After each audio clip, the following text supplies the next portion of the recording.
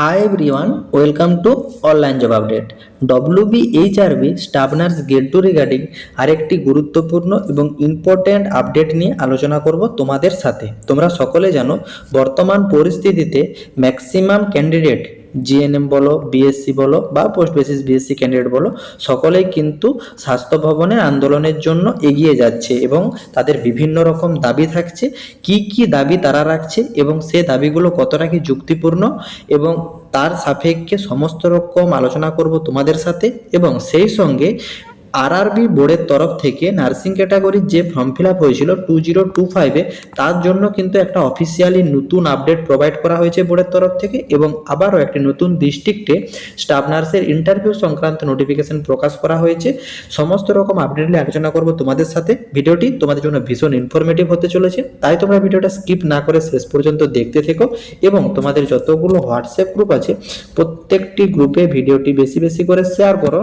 যারা এখনো চ্যানেলে নতুন এই রকম লেটেস্ট জেনুইন চাকরির আপডেট এবং ফর্ম ফিল আপের ভিডিও সবার আগে দেখার জন্য চ্যানেলটি সাবস্ক্রাইব করে সাথে থেকো এবং ভিডিওটি ইনফরমেটিভ মনে হলে একটি লাইক দিয়ে যেও। গতকাল 25/2/2026-এ আরআরবি বোর্ডের তরফ থেকে একটি নার্সিং ক্যাটাগরির উদ্দেশ্যে অফিসিয়ালি নোটিফিকেশন প্রকাশ করা হয়েছে। এইখানে তোমরা যারা যারা 3/2025 এই নোটিফিকেশনের আন্ডারে নার্সিংয়ের প্যারামেডিক্যাল ক্যাটাগরিতে ফর্ম ফিল আপ করেছিলে, তোমাদের একটা রিটেন এক্সামের ডেট ঘোষণা করা হয়েছিল এবং সেই ডেটটা কিন্তু চেঞ্জ করা হয়েছে এবং এইখানে তোমাদের কিন্তু 11/3/2026, 12/3/2026 এবং 13/3/2026 এই 3 দিন তোমাদের কিন্তু টেন্টেটিভ এক্সামের ডেট থাকছে।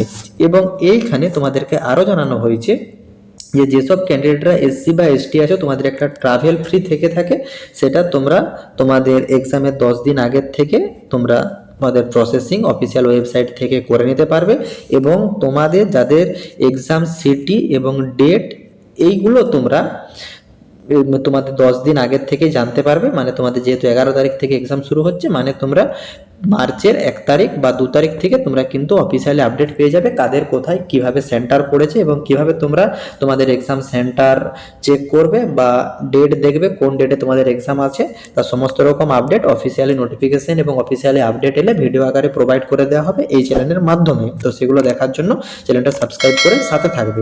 এবং এই সিবিটি বেস এক্সামের জন্য তোমাদের যে অ্যাডমিট কার্ড বা ই কল লেটার, এই কল লেটারটা তোমাদের কিন্তু যাদের যে ডেটে এক্সাম পড়বে সেই এক্সামের 4 দিন আগে তোমরা কিন্তু ডাউনলোড করতে পারবে। অ্যাট ফার্স্ট তোমরা তোমাদের যে এক্সাম সিটি এবং ডেট এটা তোমরা জেনে নাও, তার 4 দিন আগের থেকে তোমরা কিন্তু ই কল লেটারটা ডাউনলোড করতে পারবে। এবং ক্যান্ডিডেটকে জানানো হচ্ছে দুটো identification, original identity document identification তোমাদেরকে কিন্তু নিয়ে যেতে হবে রিটেন এক্সামের সময়, মানে সিবিটি বেস এক্সামের সময়। Same photo identity documents and original and mention in the application, তোমরা অ্যাপ্লিকেশন করার সময় যেগুলো মেনশন করেছিলে সেই রকমের ভিতরে যে কোনো দুটো তোমাদেরকে ডকুমেন্টস ক্যারি করতে হবে। Failing which the candidate is not allow attend the CBT base exam, এবং এইখানে তোমাদের যদি ম্যাচ না করে বা ফেল হয় তাহলে কিন্তু তোমরা সিবিটি বেস এক্সাম দিতে পারবে না। এটা কিন্তু বোর্ডের তরফ থেকে তোমাদেরকে ডিরেক্ট জানিয়ে দেওয়া হয়েছে। এই নোটিফিকেশনটা তোমাদের WBHRB বোর্ডের তরফ থেকে গতকালই কিন্তু প্রকাশ করা হয়েছে। এই দ্বিতীয়তম আমাদের government of West Bengal department of health and family welfare সমিতির নদিয়া ডিস্ট্রিক্টের তরফ থেকে একটি অফিসিয়ালি নোটিফিকেশন প্রকাশ করা হয়েছে। মেমো নাম্বার তোমরা এখানে দেখতে পাচ্ছ, ডেট দেখতে পাচ্ছ 23শে ফেব্রুয়ারি 2026-এ নোটিফিকেশনটা প্রকাশ করা হয়েছে। এইখানে তোমরা যারা যারা নার্সিং ক্যাটাগরিতে ফর্ম ফিল আপ করেছিলে তোমাদের কিন্তু এইখানে একটা ডেট ঘোষণা করা হয়েছে।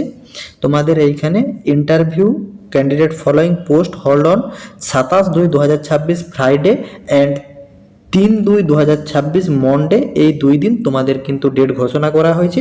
এবং কারা কারা শর্টলিস্টেড হয়েছে তাদের নাম কিন্তু অ্যানেক্সা এ তে প্রকাশ করা হয়েছে।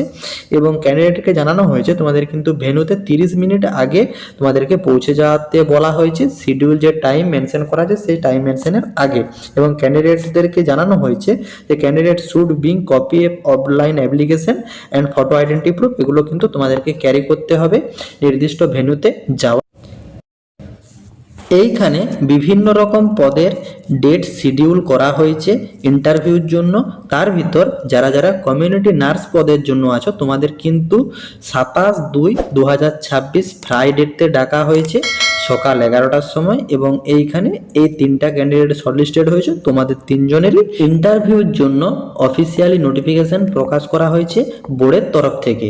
তোমরা প্রত্যেকেই জানো যেসব জিএনএম ক্যান্ডিডেট, বিএসসি ক্যান্ডিডেট বা post basis BSc candidate nursing training প্রাপ্ত আছে, 3 ইয়ার বা 4 ইয়ারে নার্সিং ট্রেনিং প্রাপ্ত স্টুডেন্টরা যারা এই বছর 2025 স্টাফ নার্স গ্রেড 2 এর ফর্ম ফিল করেছিল কিন্তু সিবিটি বেস এক্সাম কোয়ালিফাই করতে পারেনি, এবং কিছু কিছু ক্যান্ডিডেটের একটা লিস্ট আছে যারা যারা সিবিটি বেস এক্সাম কোয়ালিফাই করেছে কিন্তু ইন্টারভিউতে নিজেদের জায়গা করে নিতে পারেনি, মানে ইন্টারভিউর পর ফাইনাল প্যানেলে নিজেদের জায়গা করে নিতে পারেনি। তো এই 2 শ্রেণীর প্রার্থীরা এখন বর্তমানে স্বাস্থ্য ভবনের উদ্দেশ্যে আন্দোলনের পথে রওনা দিচ্ছে, এবং তাদের বেশ কিছু দাবি থাকছে, এবং তার ভিতর যেগুলা সবচেয়ে বেশি গুরুত্বপূর্ণ দাবি যে সেকেন্ড লিস্ট বার করতে হবে। সেকেন্ড লিস্ট বার করে যত সব নার্সিং ক্যান্ডিডেট এই 2-3 বছরে ওয়েট করে আছে নাকি সবাইকে জব দিতে হবে। এবং দ্বিতীয়তম যে পূর্ববর্তী বোর্ডের একটা নিয়ম ছিল যে ইন্টারভিউ এবং একাডেমিক মার্কস ক্যালকুলেশনের মাধ্যমে সিলেকশন প্রসিডিওর করাতে হবে। তো এই যে প্রসেস, এই প্রসেসটা হঠাৎ করে কেন বোর্ড চেঞ্জ করলো? বোর্ড চেঞ্জ করেছে ঠিক আছে, তো সিবিটি বেস এক্সাম যত সব ক্যান্ডিডেট পাস আউট করেছে সবাইকেই নাকি এই 2025 এর যে প্যানেল, এই প্যানেলে কিন্তু সকল ক্যান্ডিডেটকে জব দিতে হবে, এটা তাদের রিকোয়ারমেন্ট।